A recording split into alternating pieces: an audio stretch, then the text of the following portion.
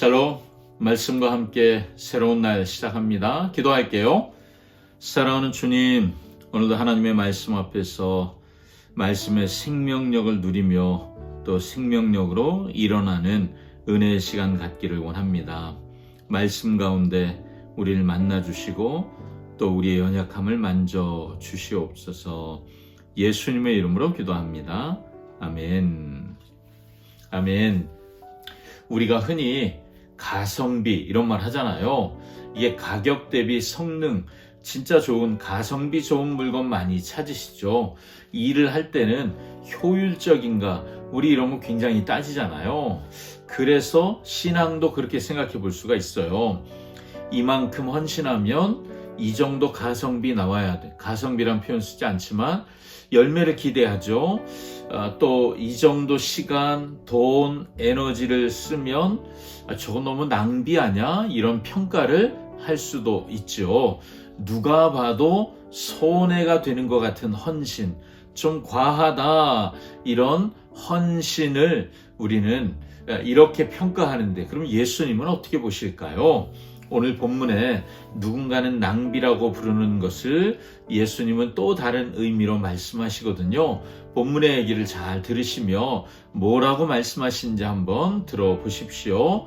오늘 요한복음 12장 1절에서 11절 말씀입니다.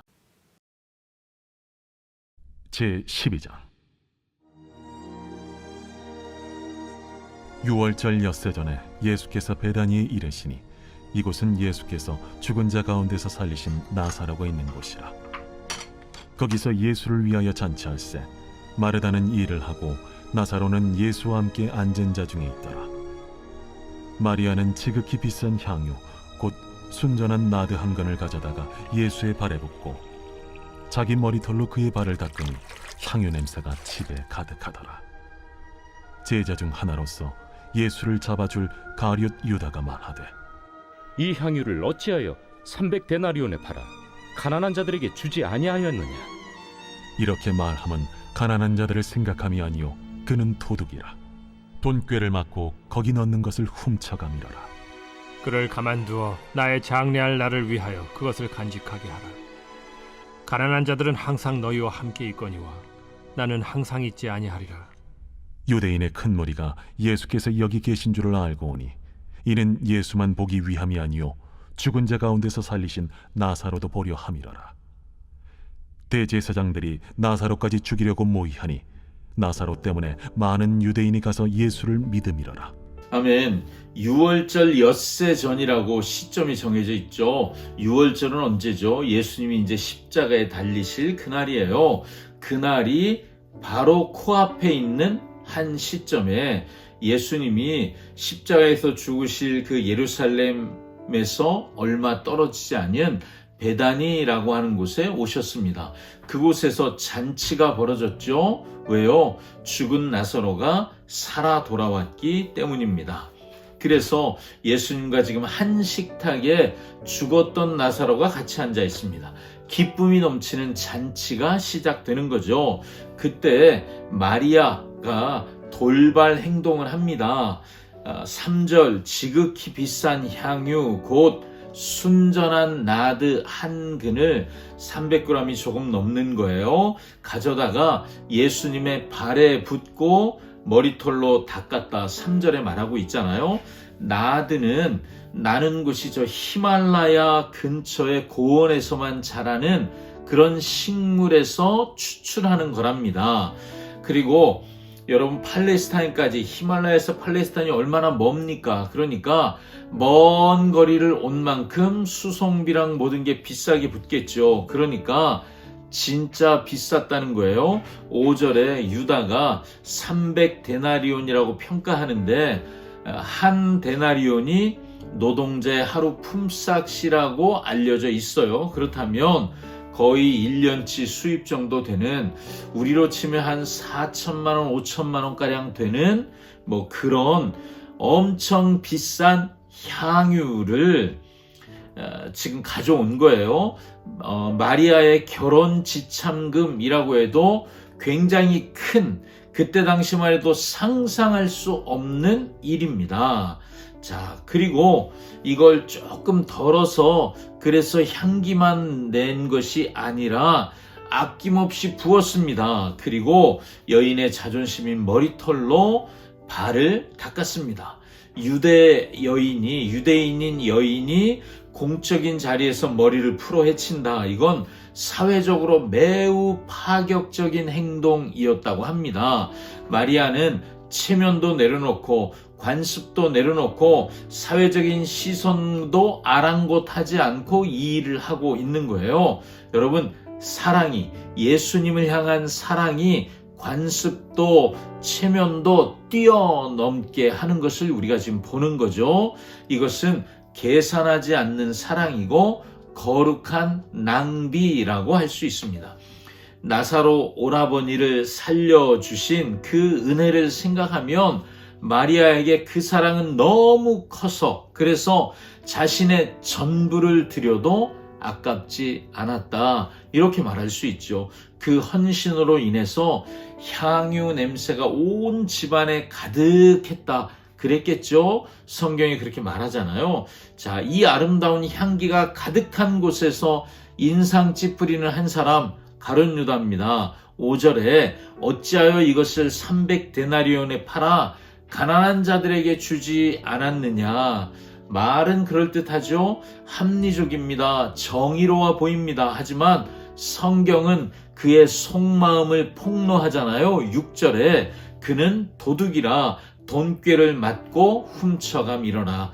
자, 성경이 이렇게 말하는 것은요, 여러분, 그냥 그는 도적이었을지도 몰라 추측이 아니라 사실이라는 거죠. 그의 코에는 향유 냄새가 아니라 돈 냄새가 나는 거예요. 저게 얼마짜린데 예수님을 사랑하는 마음은 없어요. 오직 자신의 이익만 계산하는 탐욕스러움이 그의 마음속에 가득합니다. 헌신을 비용으로만 계산하는 신앙, 이거 위험하거든요.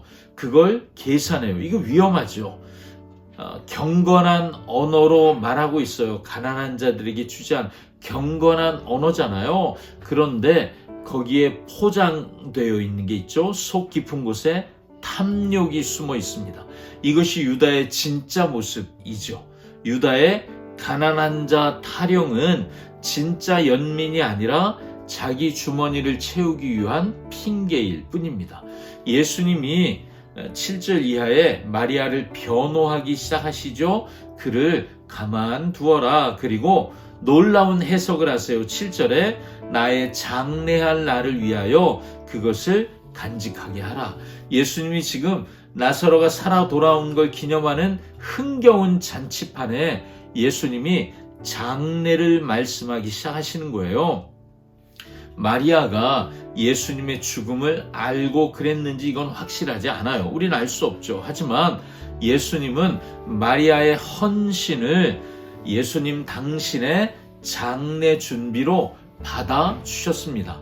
예수님은 그 행위에 마리아도 몰랐던 더 깊은 의미를 부여하시는 거죠. 왕이신 예수님의 장례를 예비하는 거룩한 기름 부음, 이렇게 해석해 주신 거예요.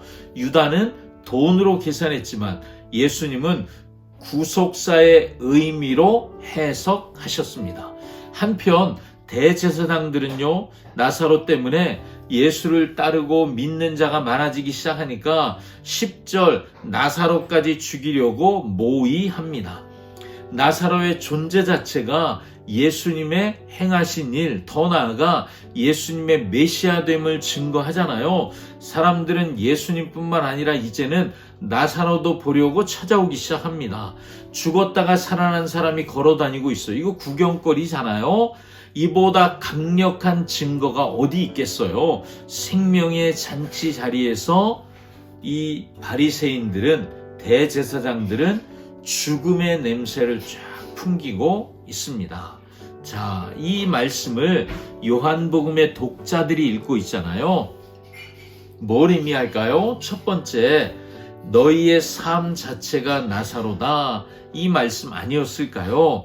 예수님을 만나 영적으로 죽음에서 살아난 사람들이 끝까지 예수님 붙잡고 있잖아요. 너희의 존재 자체가 증거다. 세상은 그 증거를 지우려고 할 것이다. 나사로를 죽여서 증거를 없애려고 했던 것처럼 너희가 순교당하고 핍박당하는 거 증거를 없애려고 하는 것이다. 그러니 너희는 살아있는 증인이다. 두 번째, 마리아의 헌신이 너희의 모델이다. 이거 아니겠습니까?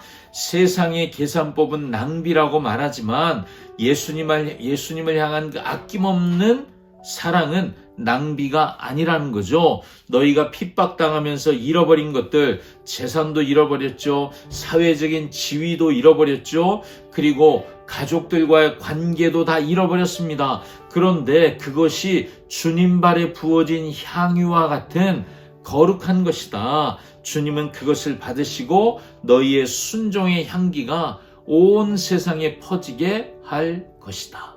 이것을 말해주고 있는 것이죠. 자, 여러분, 예수 그리스도 우리 주님을 우리가 한번 생각해 볼까요?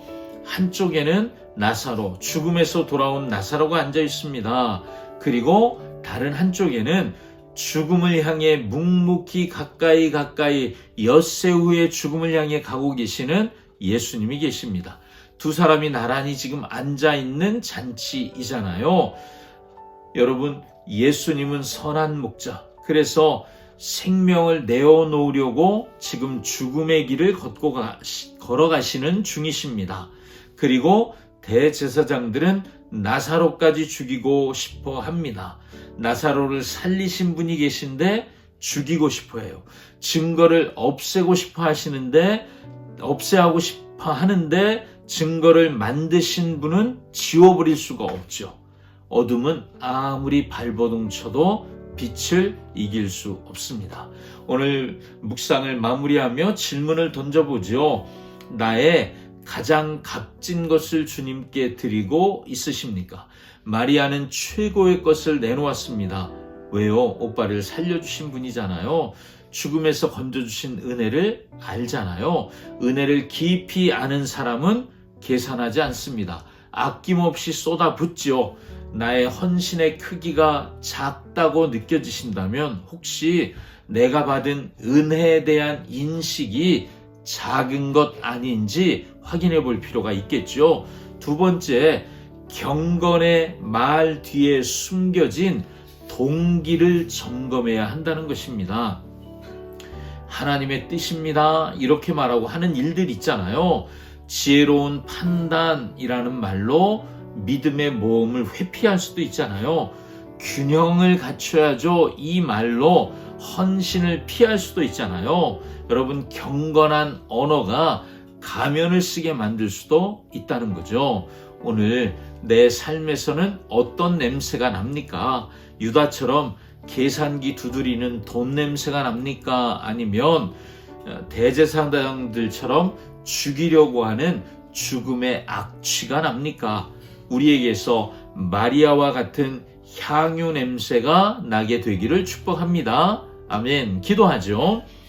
사랑하는 주님, 계산하는 가룟 유다의 마음, 그 마음을 우리가 버리게 해주시고 순수한 마리아의 마음, 오직 사랑으로만 반응하는 그 마음을 품게 하여 주시옵소서.